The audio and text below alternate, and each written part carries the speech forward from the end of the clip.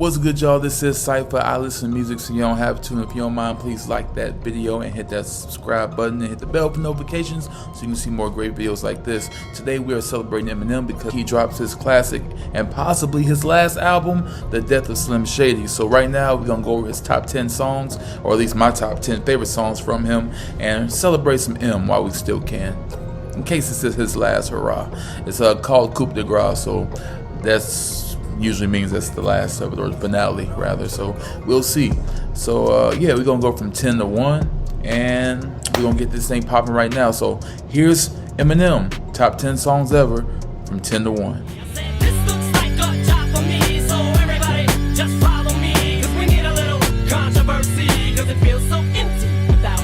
Without Me is basically one of those songs that really embodies the sound of what Eminem is going for. It's like this fast-paced, semi-parodic type sound, but it's also very serious. If you listen to him, you can tell he's really putting in work on the lyric side. A lot of people can't keep up with that. When they try to do parodies, the lyrics ain't really there. Eminem was one of the first people that actually made that a thing, to where he can actually be lyrical, but then also be hysterical and also funny at the same time. So Without Me definitely brought that, and it really made people think, you know, I wonder how the game would be without this type of character, because we need this type of character. We didn't realize we needed it until we got it, and when we did get it, it's like, oh, okay, this is something that we like. So I feel him on that. So that's my number 10. Sit back, homie, relax. In fact, grab a six-pack, kick back while I kick facts. Yeah, Dre, sick track, perfect way to get back. Wanna hear something wick-whack? I got the same exact tat that's on Nick's back. Number 9 has to go to The Warning. The Warning is a song that came out back, I don't know, like 15 years ago, somewhere around there. Maybe a little longer. But it was a diss to Mariah Carey, which is one of the first songs that really was exclusively that big, you know, after Pac, of course, that really was a diss record that was on the radio. He dissed Mariah Carey for dissing him, saying that, you know, they didn't have anything going. He's basically delusional after she had her song Obsessed featuring Gucci Mane, which had her dress up as Eminem and parody him. So Eminem retorted with this dissing her, Nick Cannon, and anybody that got something to do with it. He even dissed himself in the process, and it was a really hard diss. Dr. Dre made the beat, and it was rough. So definitely one of the top 10 disses I ever heard, to be honest. That's why it's number 9 for me. So crack a bottle, let your body waddle. Don't act like a snobby model, you just hit the lotto. Bitches hopping in my Tahoe. Got one riding shotgun and no, not one of them got clothes. Number 8 goes to Crack a Bottle. Number 8, Crack a Bottle was something that was a little different for me. I remember the first time I ever heard it. I was in middle school, or was I a freshman? I think I was a freshman. And I always played the radio at night before I went to sleep, so I could always have some type of nice jams playing while I'm asleep, right? So in the middle of the night, I woke up to Crack a Bottle on the radio, and I couldn't tell if it was old or if it was new, but the sound was so older, retro sounding, that I thought it was an older song that they resurfaced, but it was a new song at the time featuring 50 Cent. And I really didn't know how to feel about it because it was so weird. It was so different, but it was so relative. It sounded like an Eminem song, but I just wasn't expecting it. It's kind of one of those things where once you play it, it's like you get it, but if you randomly hear it, it's like, what is this? It's kind of like basement, Detroit, downstairs, didn't make it yet, but we rapping downstairs type feel. It's pretty unique. To this day, I think it aged well, and I really do like it. Now hush, little baby, don't you cry. Everything's gonna be alright. Stiffen that up, bullet bump, little lady. I told ya, daddy's here to hold ya through the night. Number 7 is Mockingbird. Mockingbird, again, the same kind of feel as a Crack a Bottle. It came to me, I thought was at the time newer when I heard it, but it was actually older. Or actually, no, it was current, and I didn't hear it. It was at a very weird time when M was really going through a lot of drug usage issues, and it just kind of came randomly, it seemed like. But it was a good song. It was just kind of different, a little out there. Talking about the Mockingbird, or saying gonna break the birdie's neck and whatever. It was a little out there, but it was different, but it was good. Again, the same vibes as Crack a Bottle. That's why they're so neck to neck, and that's why it's my number 7. Here's that autograph for your daughter. I wrote it on a starter cap. Stand, son, listen, man, dad isn't mad, but how you gonna name yourself after a damn gun and have a man bun? Number 6 goes to Kill Shot, another diss track from Eminem, this time retaliating to MGK's diss track, Rap Devil. So the reason why this is number 6 on my list, higher than the other ones, is because this is one of the first disses we've heard Eminem switch his style up on. I haven't heard him sound anything like this before, especially rapping on a trap beat. This is probably the first trap beat I ever heard Eminem on. And I mean trap beat, I mean at the time, up-to-date trap beat. Yeah, you would have thought Mike Will, Metro Boomin, or London on Track made it or something. It was one of them type. It was up to date, so it was different, and it was different in a good way because we heard Eminem in a different light, and we heard him pretty much incinerate MGK.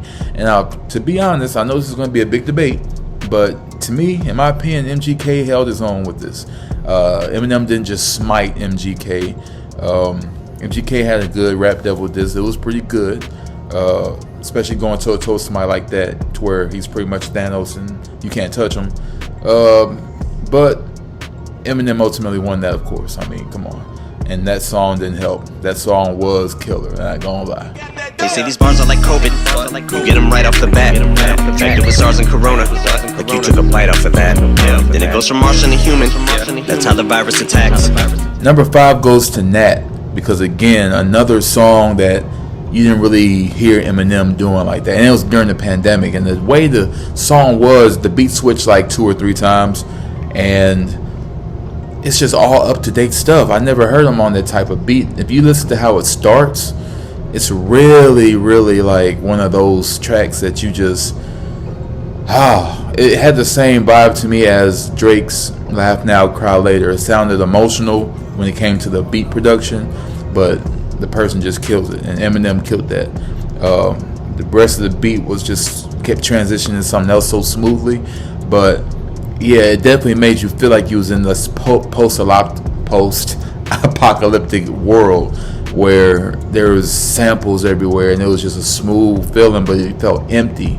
And then the video definitely added to it. So the pandemic year was definitely different. You know, it gave more meaning to songs and really expanded how you viewed them. I'm sorry, mama. I never meant to hurt you. I never meant to make you cry. But tonight, I'm cleaning out my closet. One more time. Number 4, Cleaning Out My Closet, of course, classic. It's one of them songs that me and my cousin used to play over and over again and recite over and over again. And the reason why it's up here is because my version of Eminem that I like the best is the serious version, when he's like in his bag. Not the parody version, not the silly, but the real serious version, and the traumatic version. I like that Eminem the most because Eminem really gets in there and he really tugs at the heartstrings. So that's why I like Cleaning Out My Closet. Really deep record. For 1 second, my name is Shady. Hi kids, do you like violence? Wanna see me stick 9-inch nails to each one of my eyelids? Number 3, My Name Is, one of the most classic beats, one of the most classic songs you'll ever hear. It lets you know that Eminem is here. If you've never heard the way it starts, it'll make you like, I'm telling you, it'll make you rap like that. So I don't know, it's just one of them beats. The beat itself is just so simple, but it's so engaging, and it really rolls out the red carpet for those who want to start rapping. For those who want to show their skills on a beat and freestyle, that's one of them beats that you use to start off with. Trust me, it's one of them. You better lose yourself in the music the moment you own it. You better never let it go. You only get one shot. Do not miss your chance to blow. This opportunity comes once in a lifetime. Number 2 is Lose Yourself, because that is my second favorite song from Eminem. It's one of the ones I can put on repeat over and over again. It's one of the most important songs to me. It's very inspiring. The beat's inspiring. The song's inspiring. They played it in 8 Mile several times. I really like Lose Yourself. It was my favorite Eminem song ever to this date, until I stumbled upon another one that reminded me that it's not so bad.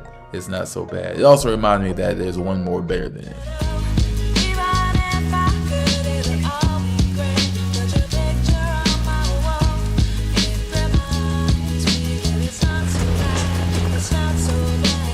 Number one is Stan, man. There's no comparison. There's no comparison. Every time I hear that hook, it just brings back everything. It just makes everything feel like like the walls are closing in on you. Stan is such a great record with Dito, and man, it's hard to replicate that type of feel, that type of stormy backwater basement type sound.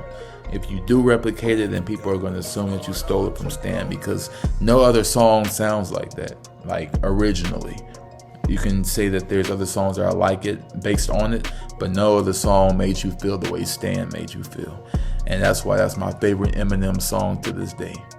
So thank you guys for watching. I appreciate you guys just taking the time out to watch the video. I do these long form videos pretty much all the time, pretty often. Probably keep it at like 10 minutes. And yeah, that was my top 10 for Eminem. Hopefully we get some classics out this album. Hopefully it's not his last album. And if it is, I hope it goes hard. And that's pretty much it. So I'm Cypher. Please subscribe. Thank you for watching. I'll see you on the next one. Peace.